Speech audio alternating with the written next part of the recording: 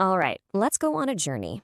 I want you to picture a line of stone and earth, so vast it almost defies imagination. It's like a giant stone dragon just slithering over the mountains of China. This, of course, is the story of the Great Wall. But here's the thing we have to get right from the start. This isn't just about an old building. Nope. This is a story about people. A deeply, profoundly human story about the millions who dreamed it, who built it, and who gave their lives for it. You know, in Mandarin, it's called the Wanli Chengxing. That translates to the long wall of 10,000 li, which is kind of like saying 10,000 miles. And when you see it, it honestly feels less like it was built and more like it just grew right out of the earth, like it's part of the landscape itself. But is structure this insane, this immense? It just raises that one huge question. Why? Why is it even here? And to answer that, we've got to go back, way back to the very beginning, to a time of absolute chaos. See, long before China was one unified country, it was a total battleground. Dozens of small kingdoms all fighting each other, all the time. Historians call it the Warring States period, and it was a time of pure uncertainty. Imagine being a farmer, constantly looking over your shoulder, wondering if today was the day soldiers would come and burn everything down. And the danger was coming from everywhere. You had threats from the inside, your neighboring kingdoms trying to grab your land. And then you had threats from the outside. These nomadic horsemen from the north would just sweep in, raiding for food and whatever they could carry. So to protect themselves, these little kingdoms started building the very first walls, mostly out of packed earth and wood. China was like a broken mirror, beautiful but shattered into a million pieces. You had all these little walls, all these different kings, but zero unity. And the people were just exhausted, you know? They were waiting, hoping for a leader who could finally put the pieces back together. And then that leader arrived, and this is where the idea of the Great Wall really starts. It's born from the vision of one incredibly powerful and incredibly ruthless man, Emperor Qin Shi Huang. So, in 221 BCE, Qin Shi Huang does the impossible. He unites China. But to protect his brand new empire, he had this just audacious, almost terrifying plan. He looked at all those little separate walls and basically said, connect them, all of them. He wanted one single unbroken barrier. The scale of this was just staggering. And get this, it was all built by hand. No cranes, no bulldozers.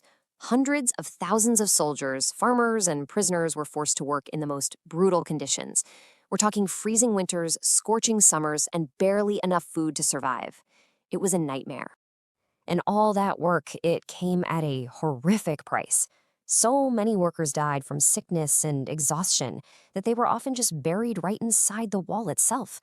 People started calling it the longest cemetery on Earth. A place of incredible achievement, yeah, but also just unimaginable sorrow. And that sorrow is perfectly captured in one of China's most famous legends. It's the story of Meng Jiangnu, and it really puts a human face on all that suffering.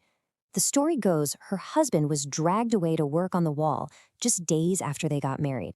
As winter got closer, she was terrified he would freeze, so she made him warm clothes and walked for thousands of miles to find him. But when she finally got there, she was told the worst news imaginable. Her husband was already dead, his body lost somewhere inside that massive wall. She was so heartbroken, she just collapsed at the foot of the wall and cried for days on end.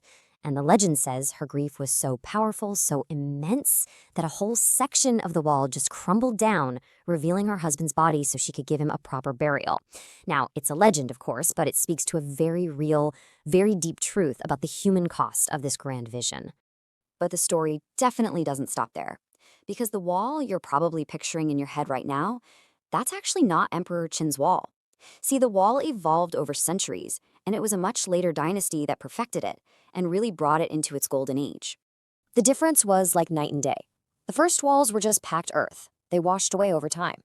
But the Ming dynasty, more than 1,000 years later, whoa. They used super advanced techniques with kiln-fired bricks and giant stone blocks. They built a wall that was meant to last forever. And the Ming Wall was just an engineering marvel. It was wide enough for 5 horses to ride side by side, so troops could move fast. The watchtowers were like mini castles. They even had workers carve their names into the bricks for quality control. But the real genius, the secret weapon, was hidden in the mortar. It was sticky rice. No, I'm not kidding. They mixed a kind of sticky rice soup into the mortar, and it made it unbelievably strong and water resistant. This simple, brilliant trick is a huge reason why so much of the Ming Wall is still standing tough today, 500 years later. The wall wasn't just a barrier either. It was a high-speed communication system. Think of it like an ancient internet made of fire and smoke. A guard in one tower sees an enemy, he lights a signal. Smoke by day, fire by night. The next tower sees it, lights theirs, and on it goes. A message could travel hundreds of miles in just a few hours. Absolutely brilliant. So we think of it as this giant keep out sign, right? But here's a cool twist. During an earlier time, under the Han Dynasty, the wall actually did two jobs. Yeah, it kept invaders out, but it also protected all the merchants and traders traveling along the famous Silk Road. So, in a strange way, this wall that was meant to divide people actually became a bridge, connecting China to the world. So, what about today? I mean, the soldiers are gone, the signal fires have been out for centuries, the wall's purpose has totally changed, and now it serves as this powerful echo through time.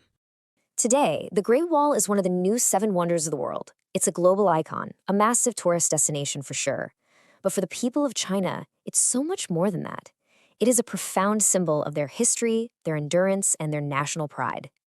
There's a famous saying in China: "He who has not climbed the Great Wall is not a true hero." Now, this isn't about being a man or a woman, it's a metaphor. It means that to really understand what strength is, to overcome the biggest challenges in your life, you have to face something as huge and difficult as the wall itself. And that really is what it all comes down to. The Great Wall is so much more than stone and brick. It's an echo. It's the collective voice of millions of people, whispering across the centuries, saying, "We were here, we worked, we struggled, and we survived." It's not just a wall, it's a story of the human spirit, written in stone.